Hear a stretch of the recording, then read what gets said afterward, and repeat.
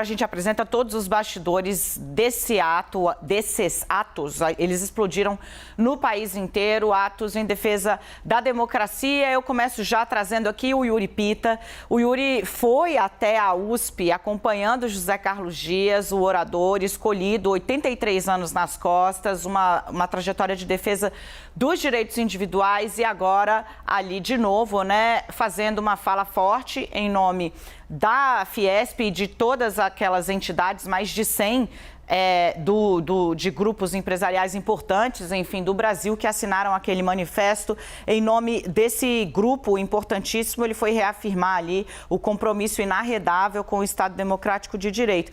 Eu queria que você começasse a contar um pouco, Yuri, como é que foi o caminho até lá, né? E as conversas, que tipo de rememórias ele trouxe ali durante o percurso, né, até a chegada na USP. Oi, Dani, boa tarde para você, para quem nos acompanha no 360. Um trajeto razoavelmente curto. José Carlos Dias mora num bairro da região central de São Paulo, mas um caminho bastante enriquecedor, com mais de 45 anos de história, porque aí a gente não está falando só do intervalo entre a carta que foi lida em 8 de agosto de 1977 e da qual José Carlos Dias foi um dos seus principais articuladores. Ele, Almina Afonso e Flávio Bierrenbach, que participou também da leitura hoje, foram os idealizadores numa mesa, num almoço no Círculo Italiano, no Terraço Itália, também no centro de São Paulo, que idealizaram a carta de 1977, lida por Goffredo da Silva Telles. E claro que José Carlos Dias faz um paralelo entre semelhanças e diferenças no caminho até chegar ao Largo São Francisco. Como ele disse, um lugar que o deixa emocionado de retornar.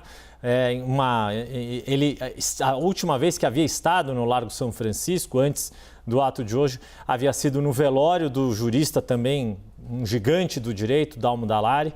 Então, ainda também a emoção de quem, como ele diz, viveu os melhores anos da vida dele ao ser estudante da Faculdade de Direito, mas muito ciente da responsabilidade que tinha como porta-voz, orador de um manifesto que, como ele próprio destaca, e a gente vai ver ainda nessa edição do 360, une o capital e o trabalho, ou seja, ao ter a Fiesp como sua grande articuladora. O presidente da Fiesp, Josué Gomes da Silva, esteve lá e pude ouvi-lo em um dado momento ali, antes do início dos atos. Ele, mineiro como é, falando, olha, para um mineiro já apareci demais, tanto que ele nem sequer foi um dos oradores, mas ele estava presente, prestigiou, fez questão de dar todo o apoio e estrutura possível que a Fiesp poderia dar para um ato como este no Salão Nobre da USP.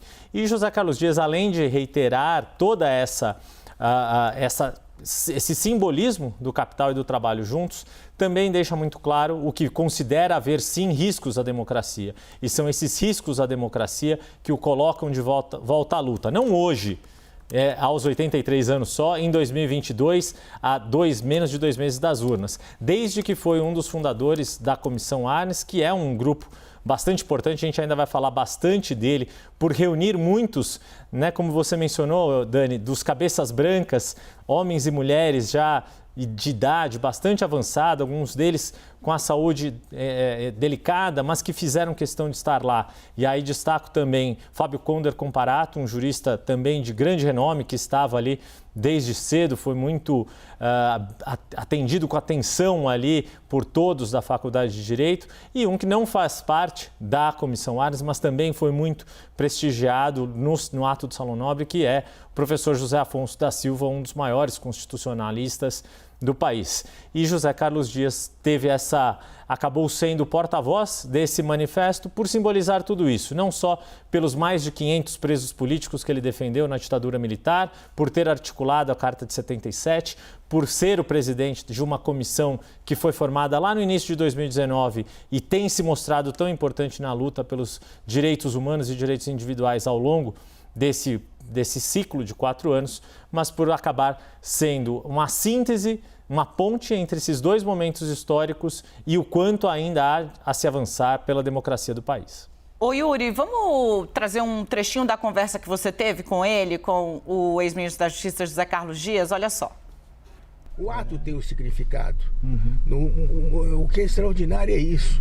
É você ver sentados juntos o presidente da FEBRABAN, o da Fiesp, CUT, outras centrais sindicais. Isso é que é extraordinário. Isso aí é meio inédito. Nesse trecho ele fez questão de ressaltar o ineditismo da amplitude desse movimento, né? Ele estava falando ali para o Yuri, olha, o que é impressionante é você olhar e ver, né? Banqueiro, empresário, sindicalista, jurista, isso aí é meio inédito. Vamos ouvir um trechinho da leitura que ele fez do manifesto da Fiesp ali, defendendo o Judiciário, o Tribunal Superior Eleitoral, as eleições e a lei. Olha aí. As entidades de sociedade civil e os cidadãos que subscrevem este ato destacam o papel do Judiciário brasileiro, em especial do Supremo Tribunal Federal,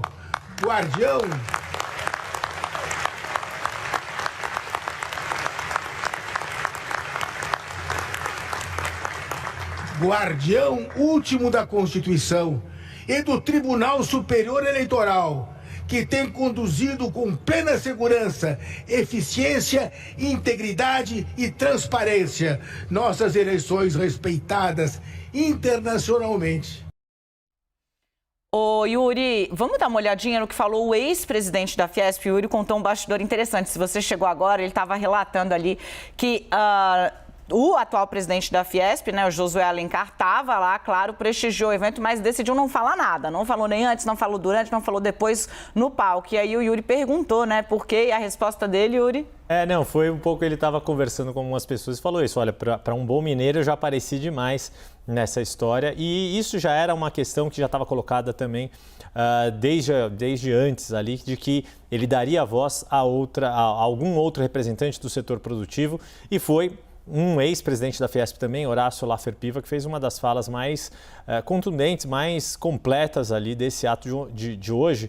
E um ato que foi muito, o que vale destacar também, Dani, antes da gente colocar esse trecho, o quanto ele foi diverso e representativo por várias camadas, além dos sindicalistas e dos empresários, do setor financeiro, jovens também de organizações sociais, movimento negro, estudantes, tudo isso foi ali. O que se percebeu é que o público que estava ali no Salão Nobre ouviu todos, desde José Carlos Dias até a presidente da UNE, com a mesma atenção, com a mesma dedicação e com muito respeito e consciência da profundidade e do quanto vão ecoar na história essas palavras. Vamos dar uma olhada, então, nessa fala do Horácio Laffer Piva, ele que é ex-presidente da Fiesp, representou ali também, então, antes da leitura da carta, representou esse grupo empresarial. Vamos dar atenção aí ao que disse o Horácio. Eu tenho um sentimento muito claro de que todos que aqui se encontram hoje estão incorporados na história desse país. Principalmente nesse momento tão paradigmático do bicentenário da independência. São pessoas e organizações que compreendem o seu papel de defesa daquilo que é mais sagrado, que é a nossa liberdade.